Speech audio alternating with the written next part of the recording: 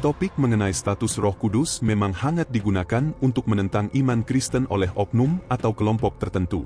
Mereka berargumen bahwa Roh Kudus hanyalah kekuatan ilahi, bukan pribadi Allah yang sejajar dengan Bapa dan Anak. Serangan ini tidak hanya datang dari kelompok di luar kekristenan, tetapi juga dari beberapa sekte yang mengklaim berpegang pada Alkitab. Oleh karena itu, penting bagi setiap orang Kristen untuk memahami siapa Roh Kudus yang sebenarnya berdasarkan kesaksian Alkitab, logika teologis, dan tradisi gereja mula-mula. Inilah dia fakta Alkitab.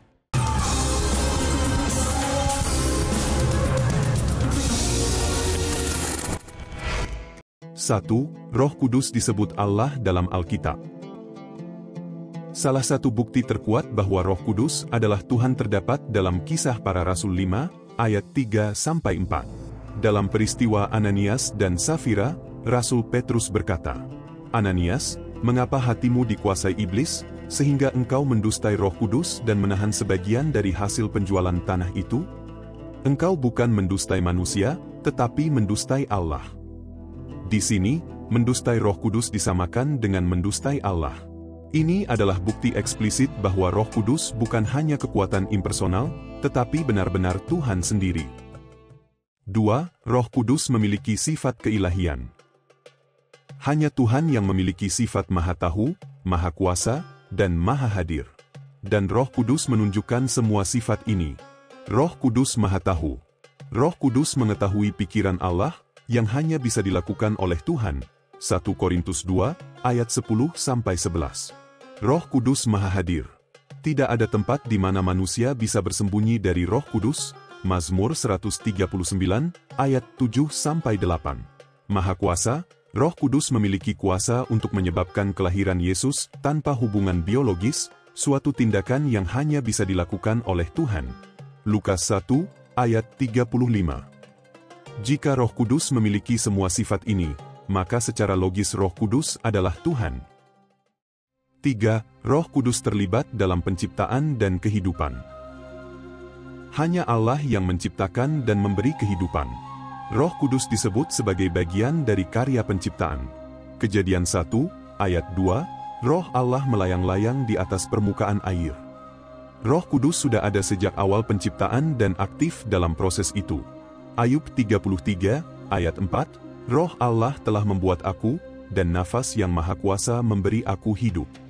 Ini membuktikan bahwa Roh Kudus bukan sekadar kekuatan, tetapi pribadi yang berkuasa menciptakan. 4. Roh Kudus sejajar dengan Allah Bapa dan Yesus Kristus. Jika Roh Kudus bukan Tuhan, maka dia tidak akan disebutkan sejajar dengan Allah dan Kristus dalam ayat-ayat penting berikut. Matius 28, ayat 19, baptislah mereka dalam nama Bapa, Anak, dan Roh Kudus. Formula baptisan ini menegaskan bahwa Roh Kudus memiliki status ilahi yang setara dengan Bapa dan Anak. 2 Korintus 13, ayat 13, kasih karunia Tuhan Yesus Kristus, dan kasih Allah, dan persekutuan Roh Kudus menyertai kamu sekalian. Ini adalah bukti bahwa Roh Kudus berperan secara aktif dalam kehidupan orang percaya, sejajar dengan Allah dan Kristus. 5. Kesaksian gereja mula-mula. Gereja mula-mula dengan jelas mengajarkan bahwa Roh Kudus adalah Tuhan. Beberapa bukti sejarahnya. Konsili Nikea, tahun 325 Masehi, dan Konsili Konstantinopel, tahun 381 Masehi, menegaskan keilahian Roh Kudus sebagai bagian dari Tritunggal.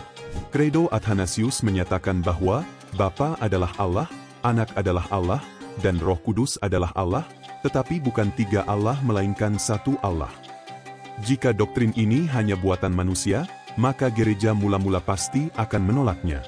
Namun, mereka justru menegaskan keilahian Roh Kudus sebagai bagian dari iman Kristen yang sejati. Mempelajari bahwa Roh Kudus adalah Tuhan bukan hanya soal pengetahuan teologis, tetapi juga berdampak pada kehidupan kita sebagai orang percaya, di mana kita harus memiliki relasi pribadi dengan Roh Kudus. Jika Roh Kudus adalah Tuhan, kita tidak boleh mengabaikannya. Kita perlu mendengar suaranya, menaati pimpinannya, dan hidup dalam persekutuan dengannya. Sebagai Tuhan, Roh Kudus mampu mengubah hati, memberikan penghiburan, serta memberikan hikmat dan kekuatan kepada kita. Iman kita semakin teguh dalam menghadapi serangan.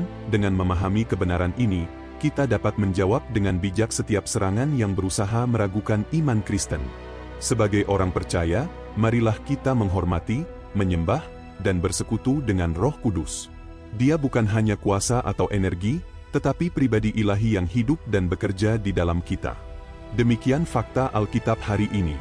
Tuhan Yesus memberkati.